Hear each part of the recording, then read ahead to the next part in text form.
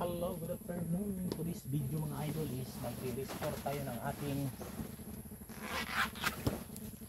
gabi. Yan. So, putulin natin ang gabi natin dyan. At putulan din natin ng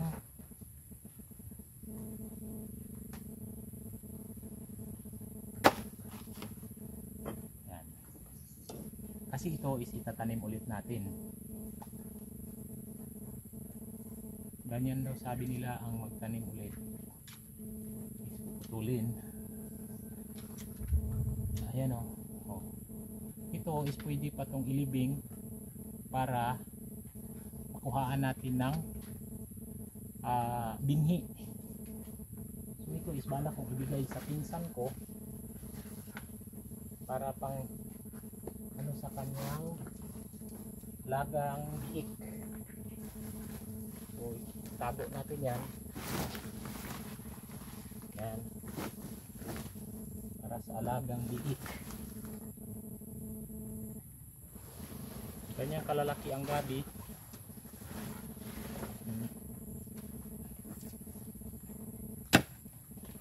Yan.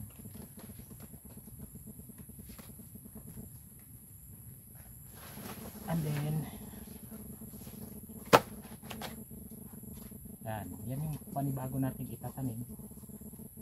Bukas pa tayo magtatanim nito, hindi ngayon. Lilinisan natin siya. May ano para may laman. Kung may ugat, tanggalan natin ng ugat para sa panibagong buhay niya. So, yung mga ugat na luma is tanggalin natin yan. Linisan natin. Hindi ko maalala yung una, parang nilalagyan nila ng abo ang pagtanim. Ito ba, nilalagyan nila ng abo ito. Kalimutan ko lang sa nanay ko dati kung magtanim siya kung paano. Ito ay pagkain ng baboy ito. Magiging pagkain ng baboy.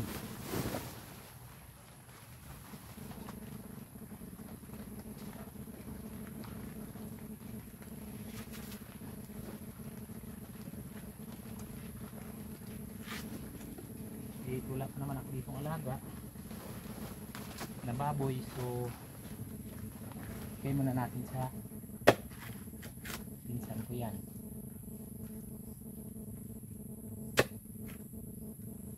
Yan.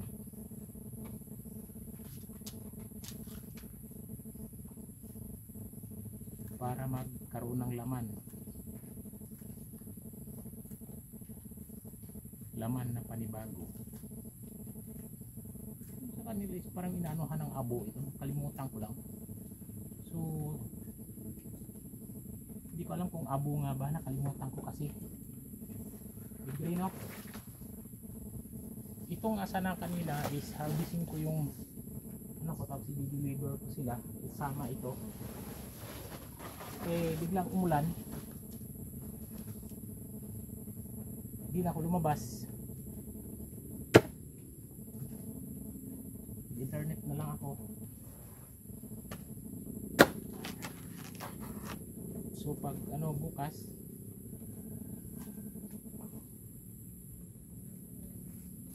kasi hapon pa naman ang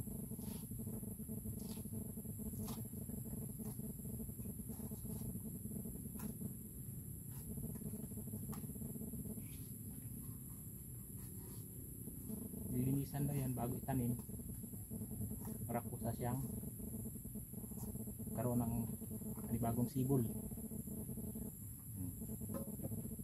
So kung may alaga kang baboy o pag nag-harvest ka nito is 2 puno, pag marami ang ganitong dahon pang pagkain na ng ano alaga mo.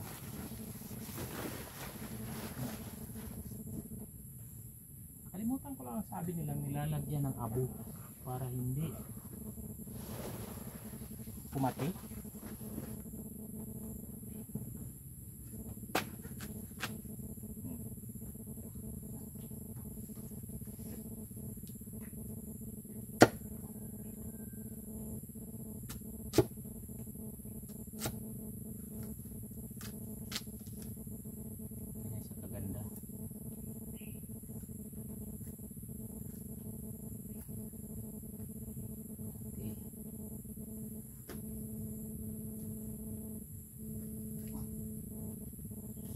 makati ito siya. Pero hindi ganon kati. Okay. Pito ito, pito. Ang mga lalaki pito.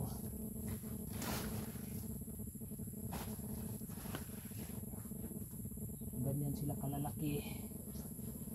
Pinangbunot ko na sila kasi sabi ko is ulan-ulan na, ililipat ko na sila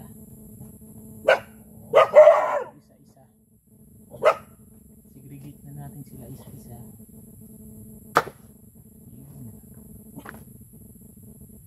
Yan ay gagawin natin ng pambinhi kuhaan.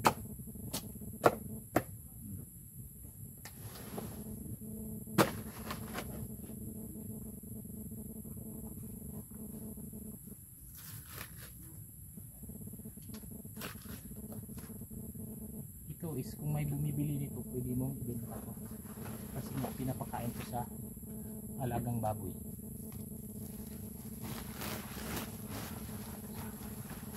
So magtatanim ako dito ng marami kasi unang-una pangkain,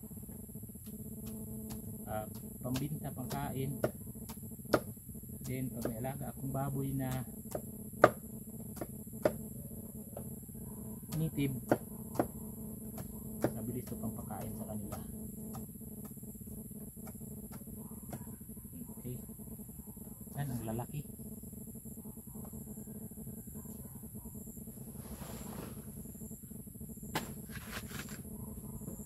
Yan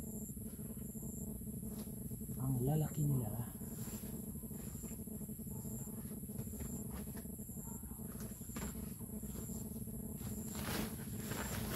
Kakatawid ko lang dito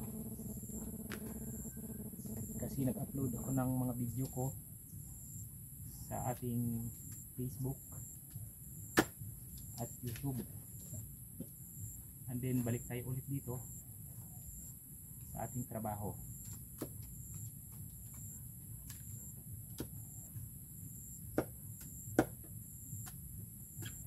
Hindi ko kasi sila ito na harvest ng ano noon, ng maganda dahil sa nang mamatay yung pinsan ko is dapat ang mga laman na to, ito dapat ang haharbisin. Ayan, mga yan, lalaki na sana ang mga laman kung na-harvest ko noong namatay yung pinsan ko. Kaso hindi ko na-harvest nang namatay yung pinsan ko, so ayan sila. Parang masayang, pero binhi na rin para dumami sila. Hindi naman siguro sayang kasi hindi lang nakain, hindi ko nakain, hindi ko na ibenta. Ayan o, malalaki sana, kaso hindi natin mapakinabangan ito dahil hindi na itong pwedeng kainin.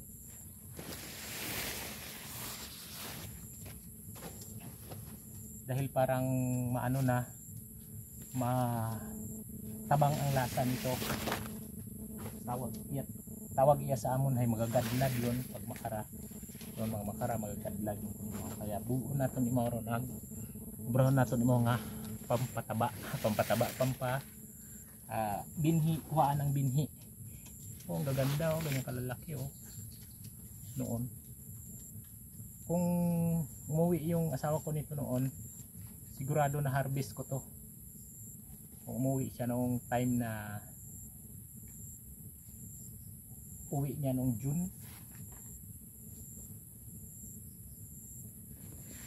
sigurado na harvest to.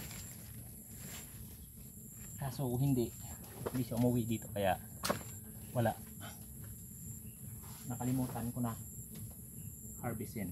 Ngayon gawin natin tanim ulit natin. Ibabaon mo lang ito sa lupa ng punti, yan ay sisibol ulit.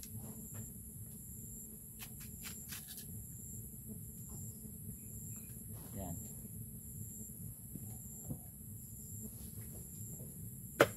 kalimutan ko lang sa mama ko kung ganyan na lang ito siya. Hindi maano na kasi ito pag kinain, sayang. Pero nakuha ko sana yan, tapos yung mga maliliit lang na laman ang pinatubuan.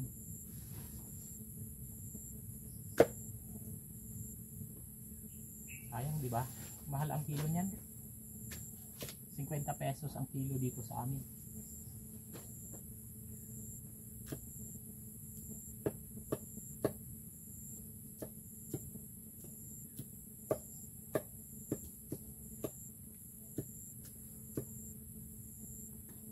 Pesos ang kilo niyan. Hala, mali. Sayang. Mali ang pagputol.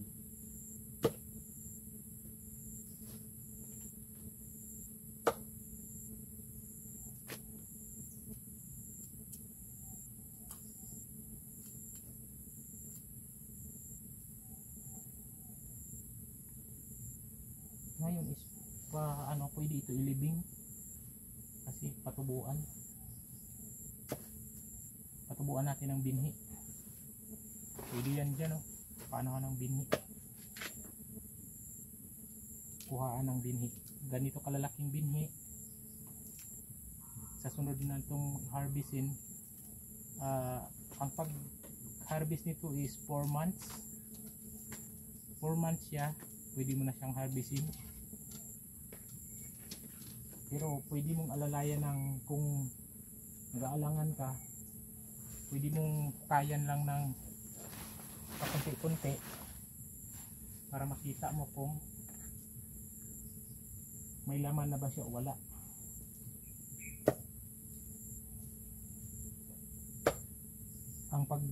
Ang gawang ganun is hindi mo naman siya parang kinukuhaan mo lang ng laman, hindi mo siya binubunot. Di tulad nito na binunot ko siya dahil gusto kong ilipat sila lahat at ayusin ang kanilang mga puno-puno ng tag-isa-isa para mag-segregate sila isa-isa. Ganon. Kaya ko binunot lahat ito.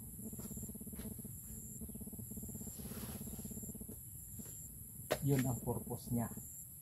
So may mga laman din ito pero maliliit. Hindi siya pambinta. Maliit masyado.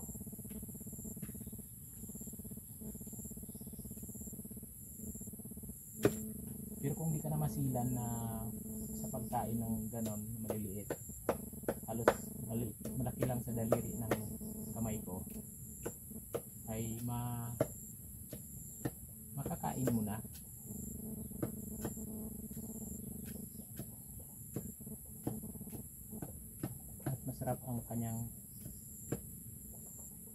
Masarap din naman ang kanyang laman.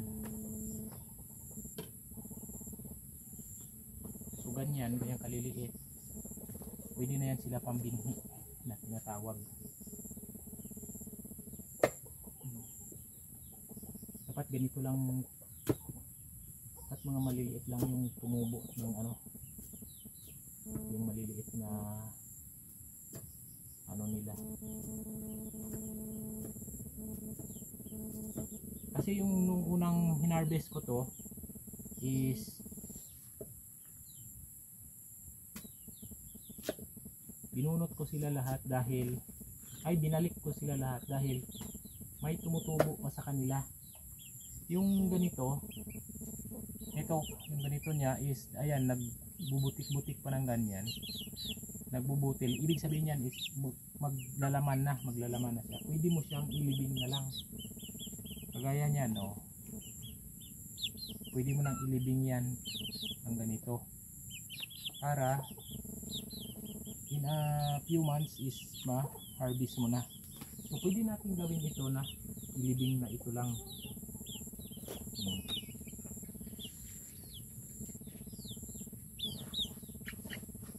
Para makapag-harvest na tayo ng maaga. Siguro mga 3 months yan is makuhaan na natin. Pero hindi ganun karami.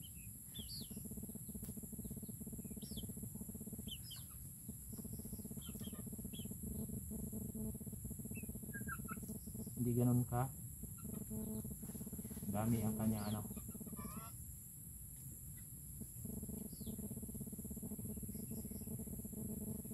Yan. Yan, sira ng kanyang ano. Okay, ba't nandito ka? O, tingnan mo ang sisiw ko. Ang chicken ko is nandito rin sa akin. Naghihintay ng bigyan ng pagkain sila. So, wala pa eh. Hindi pa ano. So, mas pinaganda ko na sabay-sabay na lang siguro lahat kaysa sa ano sila.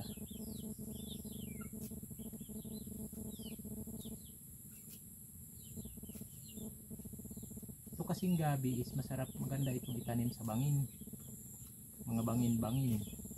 Yun ang gustong gusto nila, yung mga bangin-bangin.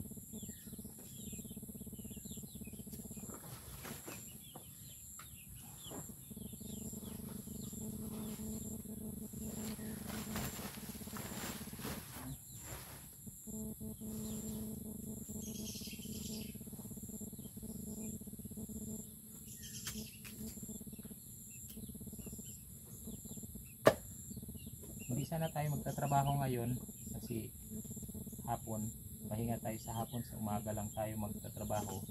Kaso lang kailangan natin itong ayusin dahil bukas is itatanim nga siya natin bukas.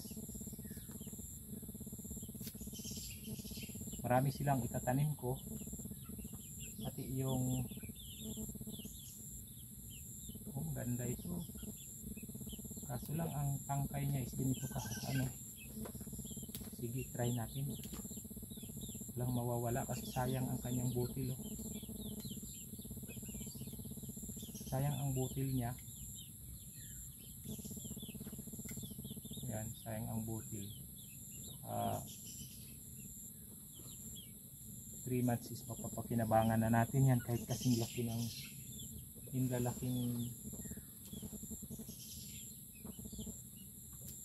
nasa paa natin ang kanyang laman. Hindi na masama yun.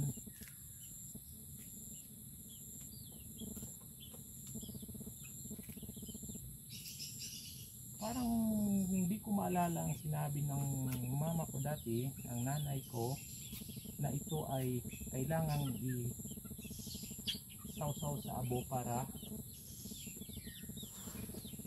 hindi magkati. Ganun ba ang sabi? Hindi ko na maalala eh.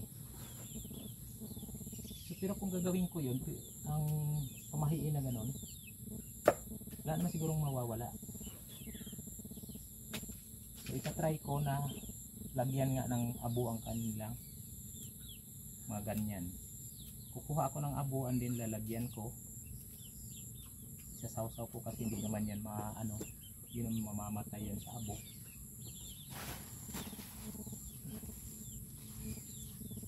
I-deliver ko sana to sa pinsan ko.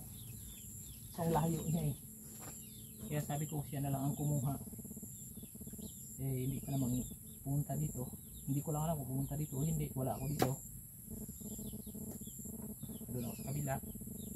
At wala namang nagtawag kasi kung maririnig ko rin yung magtatawag. Tatahol yung mga laga kong Doberman. Mga bantay kong Doberman dito. Pero wala, parang wala. Siguro walang parating sa kanya na balita.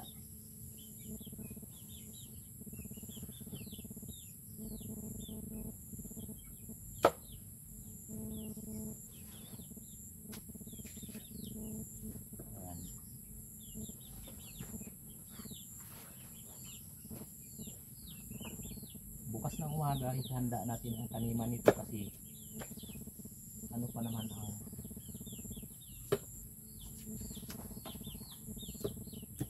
ihanda na natin ang butas na hulugan sa kanila.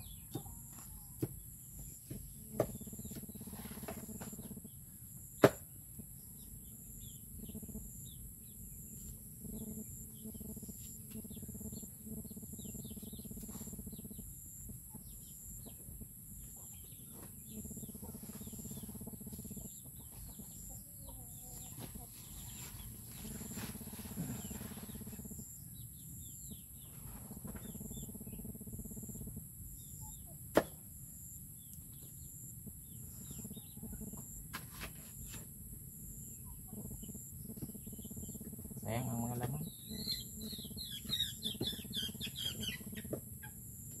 Kulit naman itong mga luko-luko na to, hindi ko naghanap muna ng pagkain doon, maaga pa. Ayan, tapos na tayo. So marami-rami na rin yung itatanim bukas. At marami akong itatanim. Okra. At saka yan, bukas magtanim ulit tayo ng okra na panibago. Isang plat ulit na okra ako bukas. Okay, thank you for watching mga idol. Please like and share sa ating video kung nagustuhan ninyo. At ito ay gagawin natin pang pagkain ng baboy. Bye bye.